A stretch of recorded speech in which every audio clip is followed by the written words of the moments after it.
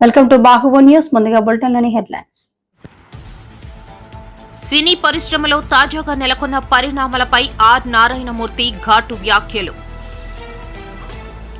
ప్రజలను మోసం చేసినా తెచ్చుకున్న అధికారం ఎంతో కాలం ఉండదు. మాజీ మంత్రి అంబటి. 10th పరీక్షల మూల్యాంకనంలో ప్రభుత్వం విఫలం.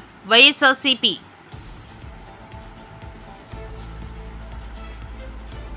రాష్ట్రంలో వ్యవస్థలన్నీ కూటమి పాలనలో దారుణంగా విఫలం. సజ్జల. డిఎస్సీపై కూటమి సర్కార్ మొండి వైఖరి వీడాలి. వైఎస్ఆర్సీపీ మహిళా నేత శ్యామల. 10th ప్రశ్నపత్రాల మూల్యాంకనంలో ప్రభుత్వం ఘోరంగా విఫలమైంది. బొత్స సత్యనారాయణ. అనకాపల్లి, పరవాడ, లంకెలపాలెం కమర్షియల్ ట్యాక్స్ ఆఫీసులో ఏసీబీ తనిఖీలు.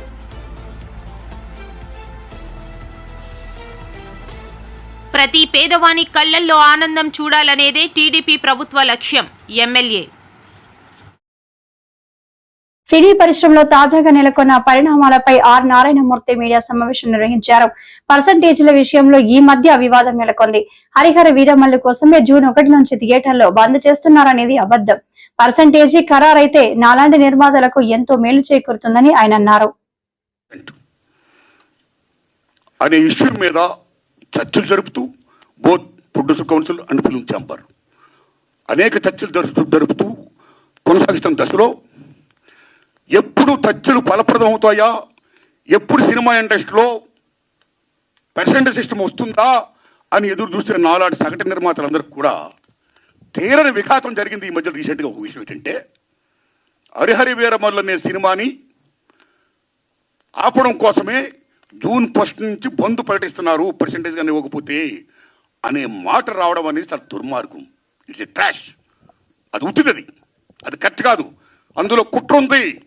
ఆ కుట్రదారులు ఎవరు తెలుసుకోవాలి అని స్వయంగా పవన్ కళ్యాణ్ గారు ఆఫీస్ నుంచి రావడం అనేది, స్వయంగా సినిమాటోగ్రఫీ మంత్రి దుర్గేష్ గారు మాట్లాడడం అనేది కరెక్ట్ కాదు.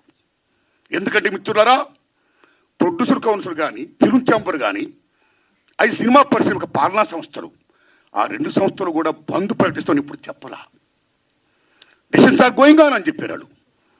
దట్ ఇంకో విషయం చెప్తున్నా మీకు, బంద్ అనేది ప్రజాస్వామ్యంలో ఒక బ్రహ్మాస్త్రం. ఎవరైనా బంద్ ప్రకటించే ముందు సినిమా ఇండస్ట్రీలో అకార్డింగ్ టు నామ్స్ 3 వారాల ముందుగా తెలియపరచాలి. ఇదిగో పలానా ఇష్యూ మీద మేము ఫైట్ చేస్తున్నాం, అది ఇంకా కొలిక్కి రాలేదు కాబట్టి మేము బంద్ ప్రకటించబోతున్నాం అనే విషయాన్ని నిర్మాతలకు 3 వారాల ముందు తెలియపరచాలి. This is norms, it's a preamble.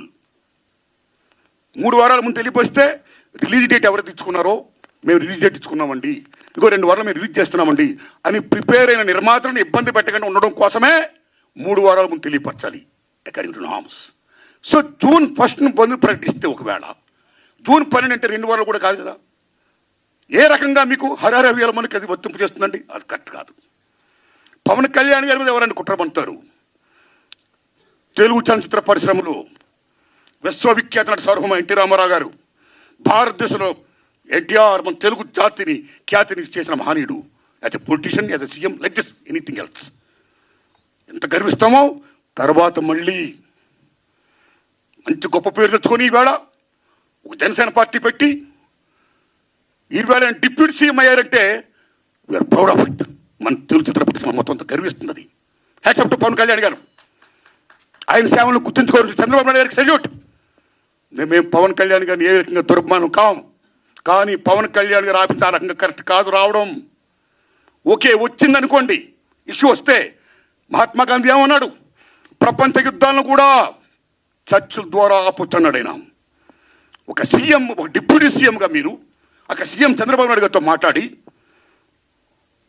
Harihara Veeramallu అనే టాపిక్ మీరు ఎత్తకుండా, ఓకే మీ ఇండస్ట్రీ కష్టాల్లో ఉన్నప్పుడు రండి, మనం సిట్టింగ్ చేసుకుందాం రండి మాట్లాడుకుందాం. కడపలో తెలుగుదేశం పార్టీ నిర్వహించిన మహానాడు ఆత్మస్తుతి పరనిందకే పరిమితమైందని మాజీ మంత్రి అంబటి రాంబాబు మండిపడ్డారు. మీడియాతో మాట్లాడుతూ ప్రజలను మోసం చేసిన తెచ్చుకున్న అధికారం ఎంతకాలం కొనసాగుతుందనేది అభద్రతా భావంను చంద్రబాబు, లోకేష్ లు మహానాడులో అడుగడుగున వ్యక్తం చేశారని అన్నారు. 148 హామీలు ఇచ్చారు. 3 రోజుల పాటులో 3 హామీలైనా మేము నెరవేర్చాము అని చెప్పుకునే ధైర్యం లేదు, అని చెప్పుకొని ముందుకెళ్లే పరిస్థితి లేనటువంటి దౌర్భాగ్యమైన పరిస్థితుల్లో ఆర్భాటం చేసి డైవర్ట్ చేసుకునేటువంటి కార్యక్రమాలు చేశారు. తెలంగాణ నుంచి, అక్కడి నుంచి, ఇక్కడి నుంచి కొంతమంది కేతుగాళ్లను, కొంతమంది హాస్యనటుల్ని తీసుకొచ్చి స్కిట్లేసి డైవర్ట్ చేసేటటువంటి పరిస్థితి తెచ్చారు తప్ప సూటిగా ప్రజలకు ఈ సంవత్సరం పాటు మేము ఇది చేశాము అని చెప్పుకున్నటువంటి సందర్భమే 3 రోజులు ఎక్కడ కనిపించవా. రైతు భరోసా అన్నారు. నేను మనవి చేస్తున్నా, చంద్రబాబు నాయుడు గారు రైతు భరోసా కింద సంవత్సరానికి 20,000 రూపాయలు అన్నారు. పోయిన సంవత్సరం ఇవ్వలా, 20,000 రూపాయలు బాకీ రైతుకి. మళ్ళా ఈ సంవత్సరం ఇవ్వాలి, అది ఇవ్వలా. ఈ 40,000 ఎప్పుడు ఇస్తారు అనేది మహానాడులో ఎక్కడ చెప్పలా, చెప్పే ప్రయత్నం కూడా చేయలా. ఇకపోతే అమ్మఒడి, దాన్ని ఏదో తల్లికి వందనమని పేరు మార్చాడు చంద్రబాబు నాయుడు గారు. మంచిదే, మీ పార్టీ కాబట్టి అధికారంలోకి వచ్చింది, మీరు పేరు మార్చుకున్నారు. ఏమన్నారు మీరు? జగన్మోహన్ రెడ్డి గారు ఒక పిల్లవాడికే ఇస్తున్నాడు ఎంతమంది ఉన్నా, మేము అధికారంలోకి వస్తే ఒక పిల్లవాడు కాదు ఎంతమంది పిల్లలుంటే అంత ఇస్తాం. ఒక పిల్లవాడు ఉంటే 20,000, ఇద్దరుంటే 40,000, ముగ్గురుంటే 60,000, నలుగురుంటే 80,000. ఈ రకంగా పాట పాడారే. మరి గత సంవత్సరం ఏం ఇవ్వలేదే? పోనీ ఈ సంవత్సరం ఇవ్వాలి కదా, ఈ సంవత్సరం ఇచ్చే పరిస్థితి లేదే.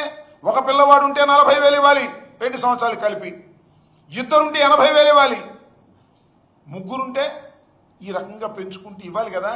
మరి ఇచ్చేటటువంటి ప్రయత్నం గురించి ఏదో సొల్లు కబుర్లు చెప్పారు తప్ప ఆ పద్ధతి చెప్పలా. ఇస్తాము అని హామీ ఇచ్చారు. చిత్రం ఏంటంటే గతంలో ఇచ్చిన హామీలను నెరవేరుస్తామని హామీ ఇచ్చారు మహానాడులో. ఇప్పుడు నిన్న ప్రజాస్వామ్యంలో ఇది హామీలను నెరవేరుస్తామని హామీ ఇచ్చేటటువంటి కార్యక్రమం చేసినటువంటి ఘనులు చంద్రబాబు నాయుడు గారు, తెలుగుదేశం పార్టీ అని మనవి చేస్తున్నా. ఇక నిరుద్యోగ భృతి 3,000 ఇస్తా ఉన్నారు. గత సంవత్సరం ఎంత ఇవ్వాలండి? 36,000 ఇవ్వాలి, అది పెండింగు. ఈ సంవత్సరం మరో 36,000. ఈ రెండు ఎప్పుడు ఇస్తారో ఎక్కడ మాట్లాడినటువంటి సందర్భమే లేదు. ఇక ఆడబిడ్డ నిధి 18,000 ఇస్తామన్నారు. ఏడాదిలో 18,000 ఇవ్వాలి, మరొక ఏడాదికి 18,000 ఇవ్వాలి. దీని సంగతి మాట్లాడలేదు. నేను మనవి చేస్తున్నా, పెన్షన్లు 66 లక్షల మందికి మేము పెంచి పెన్షన్లు ఇచ్చాం. మీరేం చేశారు? దాన్ని తగ్గించారు. రాష్ట్రంలో 10వ తరగతి పరీక్షల మూల్యాంకనం ప్రక్రియను సైతం సమర్థంగా నిర్వహించలేదని దుస్థితిలో విద్యాశాఖ ఉందని వైఎస్ఆర్సీపీ విద్యార్థి విభాగం వర్కింగ్ ప్రెసిడెంట్ ఏ రవిచంద్ర మండిపడ్డారు. మీడియాతో మాట్లాడుతూ నారాయణ కాలేజీలో అడ్మిషన్లు పెంచేందుకు మొక్కుబడిగా మూల్యాంకనం నిర్వహించి ప్రతిభ గల విద్యార్థుల జీవితాలతో చిలగాట మాడారని ఆగ్రహం వ్యక్తం చేశారు. పరీక్షలు రాసిన విద్యార్థులు రీకౌంటింగ్, రీవాల్యుయేషన్కి అప్లై చేశారంటే వాల్యుయేషన్ ప్రక్రియలో ఎన్ని వైఫల్యాలు, ఎన్ని తప్పుల తడకగా, ఎంత అసంబద్ధంగా వాల్యుయేషన్ జరిగిందో మనం అర్థం చేసుకోవచ్చు. దీనివల్ల తిరిగి రీవాల్యుయేషన్కి ప్రారంభమైన తర్వాత, ఇది జూన్ 1 వరకు రీవాల్యుయేషన్ ప్రక్రియ ఉంటుంది. రీవాల్యుయేషన్ ప్రక్రియ ప్రారంభమైన తర్వాత సుమారు 11,000 మంది పాస్ అయినట్లు ఎస్ఎస్సి బోర్డు ప్రకటించింది. అంటే ఈ 60% మందిలో 11,000 మంది తిరిగి పాస్ అయ్యారు రీవాల్యుయేషన్ వల్ల అని ఎస్ఎస్సి బోర్డు ప్రకటించడం అంటే వాల్యుయేషన్ చాలా తప్పులు తడకగా జరిగిందనేది చాలా తెల్లమవుతా ఉంది. మోక్షిత అనే విద్యార్థికి సోషల్లో 21 మార్కులు వేశారు, రీవాల్యుయేషన్కి వెళ్తే 84 మార్కులు వచ్చాయి. తర్వాత ఇంకో బాపట్ల స్టూడెంట్కి సేమ్ అదే సోషల్లో 96 మార్కులు వచ్చాయి, వాళ్ళు వాల్యుయేషన్లో 21 మార్కులు వేశారు. హిందీలో ఏలూరు స్టూడెంట్ ఒక పాపకి 49 మార్కులు వచ్చాయి. ఆ పాప 14 పేజీలు ఆన్సర్ షీట్ రాస్తే కేవలం 8 పేజీలు మాత్రమే వాల్యుయేషన్ చేశారు. తిరిగి రీవాల్యుయేషన్కి అప్లై చేస్తే ఆ స్టూడెంట్ రీవాల్యుయేషన్లో కూడా సేమ్ 8 పేపర్లే వాళ్ళు చూపించారు. లేదు నీ 14 పేపర్లో ఆన్సర్ షీట్ రాశాను, తిరిగి దాన్ని పరిశీలించండి అని ఆ పాప కోరితే అప్పుడు అక్కడి నుంచి విడిపోయినవన్నీ మళ్ళీ తెప్పించి మిగిలిన పేపర్లన్నీ వాల్యుయేషన్ చేసి ఆ పాపకి 86 మార్కులు వచ్చినట్టు ప్రకటించారు. అంటే ప్రభుత్వం ఈ రాష్ట్ర చరిత్రలో 22 రోజుల్లోనే మేము వాల్యుయేషన్ చేశాము, ఇది మా ప్రభుత్వ ఘన చరిత్ర, మేము సాధించిన ఘన విజయం అని ఈ రాష్ట్ర విద్యాశాఖ మంత్రి నారా లోకేష్ గారు పెద్ద ఆర్భాటంగా హంగు ఆర్భాటాలతోటి ప్రెస్ మీట్లు పెట్టి డంకా బజాయించి ఆయన గొప్పలు చెప్పుకున్నారు. 22 రోజుల్లో మీరు వాల్యుయేషన్ చేసి 1,15,000 మందిని ఫెయిల్ చేశారు.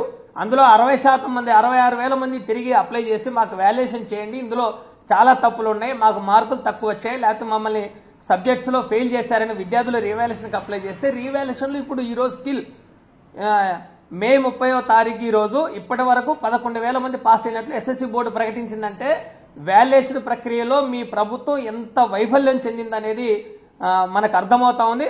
అడ్డగోలుగా మీరు టార్గెట్లు పెట్టి టీచర్లందరికీ వాల్యుయేషన్ చేయాలని చెప్పేసి మీరు హుకుం జారీ చేసి మా ప్రభుత్వం చాలా విద్యార్థులకు మేలు చేసే విధంగా మేము ఈ వాల్యుయేషన్ ప్రక్రియను ముగించామని మీరు గొప్పలు చెప్పుకోవడం కోసమే నారా లోకేష్ గారు ఈ ప్రక్రియనంతా సాగించారు హడావుడిగా. పేపర్ వాల్యుయేషన్ పారదర్శకంగా జరగలేదు. మీరు చేసిన వైఫల్యాల కారణాన్ని కప్పిపుచ్చుకోవడం కోసం టీచర్లని సస్పెండ్ చేసి టీచర్లని దోషులుగా నేరస్తులుగా ఈరోజు చిత్రీకరించే ప్రయత్నాలని కూటమి ప్రభుత్వం చేయడం అనేది చాలా దుర్మార్గమైంది. మీ ప్రభుత్వం చేసిన వైఫల్యాలని టీచర్ల మీద రుద్దడం అనేది, ఉపాధ్యాయుల మీద బనాయించడం అనేది చాలా దుర్మార్గమైన చర్య. ఈ చర్యల్ని విడనాడాలి. అసలు ఈ కూటమి ప్రభుత్వం వచ్చిన సంవత్సరంలో రాష్ట్రంలో వ్యవస్థలు కూటమి పాలనలో దారుణంగా విఫలమయ్యాయని ఆధారాలు లేకుండానే మంత్రి కాకానిని జైలుకు పంపించారని సజ్జల రామకృష్ణారెడ్డి అన్నారు. నెల్లూరు జైల్లో ములాఖతు అనంతరం ఆయన మీడియాతో మాట్లాడారు. అభ్యంతరం లేదు కానీ అసలు ఏమీ లేకుండా కల్పిత కథలన్నీ కలపడము, ఓ స్క్రీన్ ప్లే తయారు చేయడము, పాత్రలు సృష్టించడము, వాళ్ళ ఎల్లో మీడియాలో ఒక వారం 10 రోజులు నెల రోజులు నడపడం, ఆ తర్వాత వాళ్ళని ఎక్కడో పట్టుకొని కన్ఫెషన్ అని రాసుకోవడం, ఆ తర్వాత దానికి సంబంధించి ఏదో సెక్షన్లు పెట్టి ఎఫ్ఐఆర్ తయారు చేయడం, అది 10 ఏళ్ల క్రితందో 5 ఏళ్ల క్రితందో ఎప్పుడైనా సరే ఆ కాగితాలన్నీ పెట్టేసుకుని ఈ పత్రికల్లో వచ్చినప్పటికీ జనంలో మెదళ్లలోకి ఎక్కించిన విష ప్రచారంతో ఎక్కించినవన్నీ కథలన్నీ ఎక్కించి పట్టుకురావడం, జైల్లో వేయడం. అది సోషల్ మీడియాతో మొదలై నాయకులు అందరినీ తిరుక్కొని పరాకాష్ఠకి ఏదైతే భయపడుతున్నామో అది జరుగుతుంది. సామాన్య ప్రజలు కూడా దానికి పూర్తిగా ఇదే. ఒక్కసారి నీకు వ్యవస్థ దెబ్బతిన్నాక, విశృంఖలత్వం వచ్చాక, ఎవరికి జవాబుదారీతనం లేనప్పుడు ఏం జరుగుతుంది అనేది ఏడాది తర్వాత ఇప్పుడు చూస్తున్నాం. దీనికి ఇలా వీళ్లు చేయడం వల్ల ఏదో సాధిస్తారనుకుంటే అది పొరపాటు. ఒక నెల రోజులో 2 నెలల్లో నాయకులను, కార్యకర్తలను, సోషల్ మీడియా యాక్టివిస్టులను జైల్లో పెట్టచ్చు. కానీ బయటకు వచ్చేసరికి ఎలా తయారవుతున్నారంటే మరింత గట్టిగా తయారై వస్తున్నారు. వైఎస్ఆర్సీపీ మరింత బలపడుతోంది. భయము, బాధ ఏదంటే ఈ విశృంఖలత్వం పెరిగిన తర్వాత రాష్ట్రంలో ఓ సిస్టమ్స్ అలవాటు పడిన వ్యవస్థ, పోలీసు వ్యవస్థ, అది గాడి తప్పితే ఎట్లుంటుందనే ఫలితాలు మనం బీహార్లోనో ఆటవిక రాజ్యాల్లోనూ చూస్తాము. నిరంకుశత్వం ఉన్నప్పుడు ఎమర్జెన్సీ టైంలో చూసాం. ఇప్పుడు మళ్ళీ అది రుచి చూపిస్తున్నారు. మళ్ళీ వెనక్కు తెచ్చుకోవడం కష్టం. చంద్రబాబు నాయుడు గారికి అది తెలిసినట్లేదు. రెండవది, నువ్వు నాటిన విత్తనం ఈరోజు ఏదైతే రేపు దాని ఫలాలు ఎట్లుంటాయనేది కూడా ఆయన ఊహించట్లేదు. భయంకరంగా ఉంటాయి. ఇంత సింపుల్ అనుకోరా. కేసులు పెట్టచ్చు ఎవడి మీద అయినా, ఇద్దరు కలిసినా లేదా ఒకరిద్దరు ఫోన్లో మాట్లాడుకున్నా దాన్ని బేస్ చేసుకుని ఒకటి పట్టుకొచ్చి కాళ్ళు ఎరగొట్టి కన్ఫెషన్ రాయించుకుంటే వరుస పెట్టి 10 మందిని జైల్లో తోయొచ్చు, హెరాస్ చేయొచ్చు. ఏదంటే అది స్థానిక సంస్థల ఎన్నికల్లో చూసాం, ఈ మధ్య జరిగిన ఉప ఎన్నికల్లో, నిన్నటికి నిన్న తెనాలిలో చూసాం. కేసు ఏదైనా తప్పులు చేస్తే కేసు పెట్టచ్చు, తప్పులేదు. రోడ్డు మీద కూర్చోబెట్టి సినిమాల్లో కదా మనం చూసి భయం వేస్తుంటది, ఒళ్ళు గగురు పోస్తుంది. టాకీ డ్రెస్ వేసుకొని బూట్కాలు కళ్ళ మీద పెట్టి లాఠీలతో బాదుతున్నారంటే మళ్ళీ లాఠీ మార్చి లాఠీ. అసలు ఎక్కడున్నాం మనం? ఇదంతా దేని ఫలితం అంటే ఏడాది క్రితం వచ్చిన వీళ్ళ రెడ్ బుక్ పాలన ఫలితం. నిన్న చూశాను, అసలు ఎక్కడున్నామో కూడా అర్థం కాలే. ఈ జిల్లాలో కావలిలో ఎక్కడో ఏదో స్టేజ్ మీద మొత్తం బట్టలు లేకుండా డాన్స్ చేస్తున్నారు. అసలు దానికి ఎక్కడ ఇంతవరకు ఎప్పుడు ఇట్లా జరగల. ఎక్కడన్నా కొండల్లోనో ప్రైవేట్ గెస్ట్ హౌస్లోనో ఎక్కడైనా జరిగితే ఏమని అనుకోవచ్చు. ఎవరు పట్టించుకునేవారు. డిఎస్సి అభ్యర్థులను పరిగణలోనికి తీసుకోకుండా కూటమి ప్రభుత్వం మొండిగా వ్యవహరిస్తుందని వైఎస్ఆర్సీపీ రాష్ట్ర అధికార ప్రతినిధి ఆర్ శ్యామల మండిపడ్డారు. డిఎస్సి నిర్వహణపై ప్రభుత్వం పునరాలోచించాలని ఆమె డిమాండ్ చేశారు. ఈ మేరకు శనివారం శ్యామల ఓ వీడియో రిలీజ్ చేశారు. అందరికి నమస్కారం. డిఎస్సి నోటిఫికేషన్స్ విడుదల చేసిన తర్వాత కొన్ని లక్షల మంది అప్లికేషన్స్ చేయడం జరిగింది. త్వరలో ఆ ఎగ్జామ్ కూడా నిర్వహించబోతున్నట్టుగా కూటమి ప్రభుత్వం అనౌన్స్ చేసింది. అయితే ఈ డిఎస్సి పరీక్షకు సంసిద్ధం కావడానికి కనీసం 90 రోజులు పడుతుంది. ప్రతి ఒక్క సిలబస్ కి ఒక 5-5 రోజులు చొప్పున వేసుకున్నా కనీసం 90 రోజులు పడుతుంది అనేటువంటి ఉద్దేశంతో ఈ సంసిద్ధం అయ్యేటువంటి ఈ కాల పరిమితిని పెంచమని చెప్పి లక్షల మంది అభ్యర్థులు కూటమి ప్రభుత్వాన్ని అభ్యర్థిస్తున్నారు. కానీ కూటమి ప్రభుత్వం కించిత్ కూడా చలించట్లేదు. అంతేకాకుండా అసలు ఈ డిఎస్సి ఎగ్జామ్ జరగాలంటే ముందు టెట్ నిర్వహించాలి. టెట్ నిర్వహించిన తర్వాత డిఎస్సి ఎగ్జామ్ నోటిఫికేషన్స్ వస్తాయి. డిఎస్సి ఎగ్జామ్ నిర్వహిస్తారు మామూలుగా. మరి ఈ రోజున టెట్ నిర్వహించకుండానే, టెట్ లేకుండా డైరెక్ట్ గా డిఎస్సి ఎగ్జామ్ ఏంటి అని కూడా అభ్యర్థులందరూ కూడా ప్రశ్నించడం జరుగుతోంది. దానికి కూడా కూటమి ప్రభుత్వం నుంచి ఎలాంటి సమాధానం లేదు ఈ రోజు వరకు కూడా. అంటే ఇంత లక్షలాది మంది అభ్యర్థిస్తున్నటువంటి అభ్యర్థనలని కూడా పట్టించుకోకుండా మొండిగా వ్యవహరిస్తున్నటువంటి కూటమి ప్రభుత్వం తమ వ్యవహార శైలిని మార్చుకోవాలి. ఖచ్చితంగా ఈ డిఎస్సి అభ్యర్థులకి అండగా నిలబడాలి. ఈ రోజున వాళ్ళ అభ్యర్థనలు ఏమీ పట్టించుకోవట్లేదని చెప్పి ధర్నాలు చేయడానికి నిర్ణయించుకుని వాళ్ళు రోడ్ల మీదకి దిగుతున్నటువంటి పరిస్థితి. ఎందుకని అలాగా అంటే 45 రోజులు ఇచ్చినటువంటి కాలపరిమితి సరిపోక కొంచెం దాన్ని 90 రోజులకి పొడిగించి ఆ తర్వాత ఎగ్జామ్ నిర్వహిస్తే బాగుంటుందని, అలాగే ఒకే జిల్లాకి ఒకటే ప్రశ్నాపత్రమే ఉండాలన్నటువంటి ఒక అభ్యర్థనని కూడా వాళ్ళు కుటుంబ ప్రభుత్వం ముందుంచడం జరిగింది. వీటికి వాళ్ళు స్పందించకుండా మొండి వైఖరిగా వాళ్ళు అనుకున్న రీతిలోనే ముందుకు వెళ్తున్నారు. దీనివల్ల చాలా మంది అభ్యర్థులు నష్టపోయే అవకాశం ఉంది.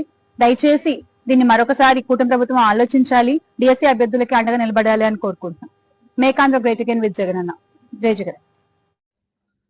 10th ప్రశ్నాపత్రాల మూల్యాంకనంలో ప్రభుత్వం ఘోరంగా విఫలమైందని బొత్స సత్యనారాయణ విమర్శించారు. ప్రభుత్వ చర్యలతో విద్యార్థుల భవిష్యత్తు ప్రశ్నార్థకంగా మారిందన్నారు. ఏడాది పాలనలో ఏం చేశారో చెప్పుకోలేక 3 రోజుల పాటు కడపలో డ్రామా నాడు నిర్వహించారు, దుయ్యబట్టారు. ఏదైతే రైతు భరోసా ఏదైతే ఇచ్చేవాళ్ళమో కేంద్ర రాష్ట్ర ప్రభుత్వాల తాలూకా సమన్వయంతో ఒక సంవత్సరం మరో సంవత్సరం గాలికి ఎగ్గొట్టారు. రెండో సంవత్సరం ఇప్పుడు లేదు. అంటే అది 20,000, ఇది 20,000, 40,000 రూపాయలు ఎప్పుడు ఇస్తారు చెప్పండి? అయిపోయే సంవత్సర కాలం. ఈ 10, ఆ 20, ఈ 20 ఎప్పుడు ఇస్తారు? అమ్మఒడికి ఇస్తా అన్నారు, ఓకే. గత సంవత్సరం ఇవ్వాల్సిన 15,000, ఈ సంవత్సరం ఇవ్వాల్సిన 15,000 ఎప్పుడు ఇస్తారు ఆ పాపకి, ఆ అబ్బాయికి? దానికి ఏదైనా తేదీ ఉందా? అది చెప్పలే. అది కూడా వేదిక మీద ప్రకటించలే. ఎంతసేపు పాసింగ్ రిమార్క్స్ చేసావు, లేదంటే జగన్మోహన్ రెడ్డి గారిని తిట్టుకున్నావు. ఏంటి ఈ రాష్ట్రంలో ఈ సంవత్సర కాలంలో మీరు చేసిన అభివృద్ధి?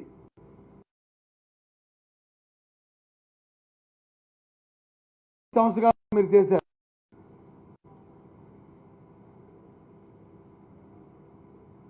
ఏంటి మీ ఘనత? మీరు చెప్పిన మోసం మాటలకి, మాయ మాటలకి ప్రజలు మోసగించబడి సంవత్సర కాలం పాటు ఇబ్బంది పడుతున్న ఈ తరుణంలో కనీసం ఒక మంచి మాటైనా ఒక ఉపశమనానికి మీరు చెప్పారా? అందులో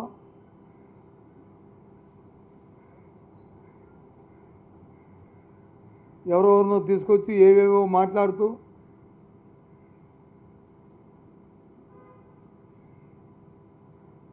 ఈ కార్యక్రమాలు జరిపాయి. దానివల్ల ప్రజల తాలూకా కడుపు నిండదు. ఆ మాటల వల్ల ప్రజలకు వచ్చి మేలు జరగదు. ఆ మాటల వల్ల రాష్ట్రానికి వచ్చి Anakapalli, Paravada, Lankelapalem commercial tax office లో ఏసీబీ తనిఖీలు. హైదరాబాద్ కు చెందిన వ్యక్తి ఫిర్యాదుతో ఏసీబీ దాడి.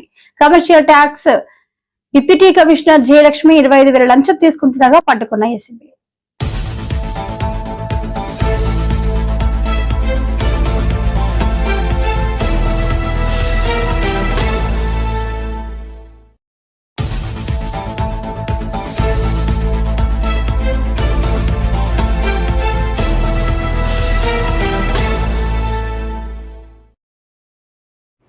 అందరికీ నమస్కారం. మా కేసులో ఫిర్యాదుదారుడైన విశ్వనాథ్, ఆయన హైదరాబాద్ వాస్తవ్యుడు. ఆయన ఇంటీరియర్స్ డిజైన్ వర్క్ చేస్తుంటాడు. ఆయన విశాఖపట్నంలో ఆయన కొత్తగా ఒక వర్క్ వచ్చింది స్కై పార్క్లోని. ఆ సంబంధించిన మెటీరియల్ని, అంటే ప్లైవుడ్ మెటీరియల్ని ఆయన హైదరాబాద్లో బుక్ చేసుకొని కాళేశ్వరి ట్రాన్స్పోర్ట్ ద్వారా విశాఖపట్నం తీసుకొచ్చాడు. సుమారు 42,000 రూపాయల మెటీరియల్. ఆ మెటీరియల్ మన విశాఖపట్నం 1 టౌన్లో ఈ కాళేశ్వరి ట్రాన్స్పోర్ట్ సంబంధించిన గొడౌన్లో ఉంచడం జరిగింది. ఆయన రావడం కొద్ది రోజులు లేట్ అయిన టైంలో మన కేసులో ముద్దా అయిన డీసీటీఓ అచ్యుతాపురం ఈమె 15వ తారీఖున ఆ ట్రాన్స్పోర్ట్ గొడౌన్ చెక్ చేసి అవి ఇన్వాయిస్ లేకుండా ఉన్నాయని చెప్పేసి దాని తాలూకా ఎల్ఆర్లు తీసుకొని వెళ్ళిపోయారు. ఈయనకు మన కంప్లైనెంట్ ఆయన వచ్చిన తర్వాత ఆమెతో మాట్లాడితే మొదటగా 30,000 రూపాయలు మీరు లంచంగా ఇస్తే మీ ప్రాపర్టీ రిలీజ్ చేస్తామని చెప్పడం జరిగింది. ఆయన రిక్వెస్ట్ చేసిన దాని మీద 25,000 రూపాయలకి ఆమె తగ్గించారు. మనకి ఆయన కంప్లైంట్ నిన్న ఇవ్వడం జరిగింది. ఆ విధంగా ఆమె ఆ అమౌంట్ 25,000 లంచం డబ్బులు కాళేశ్వరి ట్రాన్స్పోర్ట్ ఇన్ఛార్జ్ అయిన సన్యాసిరాజుకి ఇమ్మని చెప్పడం జరిగింది. ఆవిడ ఇన్స్ట్రక్షన్స్ మీద ఈరోజు సన్యాసిరాజు ఆ డబ్బులు తీసుకుంటుండగా మేము పట్టుకొని అతన్ని కస్టడీలో తీసుకున్నాము. అలాగే జయలక్ష్మి, ఈవిడ deputy assistant commissioner state tax Atchutapuram, ఈమెను కూడా కస్టడీలో తీసుకొని విచారిస్తున్నాము. అరెస్ట్ చేసి రేపు రిమాండ్కి పంపిస్తాము. ప్రతి పేదవాని కళ్ళల్లో ఆనందం చూడాలనేది టీడీపీ ప్రభుత్వ లక్ష్యమని, ప్రతి పేదవానికి పెన్షన్ సకాలంలో అందిస్తున్నామని శ్రీకాకుళం నియోజకవర్గ శాసనసభ్యులు గొండు శంకర్ అన్నారు. ఈ నెల 1 రోజు ముందుగానే అందించడం ఆనందంగా ఉందని, పెన్షన్ అందుకునేటప్పుడు ఆ పేదవాడు ఆనందానికి హద్దులు లేవన్నారు. ఈరోజు గౌరవ ముఖ్యమంత్రి వర్యులు శ్రీ నారా చంద్రబాబు నాయుడు గారి ఆదేశానుసారం సామాజిక పింఛన్ల పంపిణీ కార్యక్రమంలో భాగంగా ఈరోజు శ్రీకాకుళం నియోజకవర్గం శ్రీకాకుళం రూరల్ మండలం పొన్నాం పంచాయతీలో ప్రతి హ్యామ్లెట్ తిరిగి ఇంటింటికి వెళ్ళి ఈరోజు గౌరవ ముఖ్యమంత్రి వర్యుల ఆదేశానుసారం ప్రతి ఇంటికి వెళ్ళి పెన్షన్ ఇవ్వడం జరిగింది. దాంట్లో భాగంగా ఊర్లో కొన్ని సమస్యలు ఉన్నాయి. ఆ సమస్యలను ఇక్కడ తహసీల్దార్ గారు, అలాగే ఎంపీడీఓ గారు, ఈఓపీఎడ్డి గారు, ఇతర మండల ఆఫీసర్సు, పంచాయతీ సిబ్బంది అందరం కలిసి మొత్తం తిరిగి అన్నీ సార్ట్అవుట్ చేశాం. అలాగే ఈరోజు వితంతువులు పెన్షన్లు ఈ నియోజకవర్గానికి 355 పెన్షన్లు కొత్తవి రావడం జరిగింది. వాటిని కూడా త్వరలో ఈ 12వ తారీఖున ఈ నియోజకవర్గం మొత్తం మీద 379 వచ్చాయి. వాటిని కూడా ఈ నెల 12వ తారీఖున ఇమ్మని ప్రభుత్వం నుండి ఆదేశాలు వచ్చాయి. దాన్ని కూడా మేము త్వరలో అందరికీ ఇస్తామని తెలియజేసుకుంటూ, ఇంకా కొత్త పెన్షన్లు కూడా త్వరలో వస్తాయి. రాష్ట్ర పరిస్థితిని దృష్ట్యా గౌరవ ముఖ్యమంత్రి వర్యులు ఆయన యొక్క అపారమైన అనుభవంతో ఒక్కొక్కటిగా ముందుకు నడిచి అన్ని కార్యక్రమాలు చేస్తున్నాం. అతి త్వరలో సంక్షేమ పథకాల క్యాలెండర్ కూడా విడుదల చేయబోతున్నాం.